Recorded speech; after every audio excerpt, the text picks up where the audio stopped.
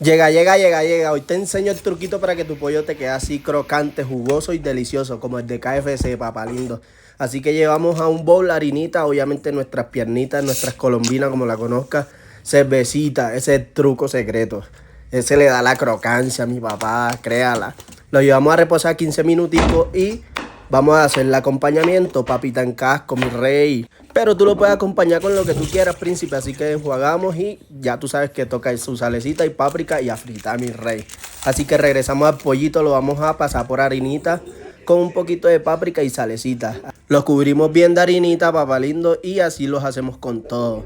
Lo llevamos al aceitico que no esté ni tan caliente ni tan frío y te sale así crocantico, jugoso, delicioso, rico, papá lindo. Las papitas en casco y guarda este videito.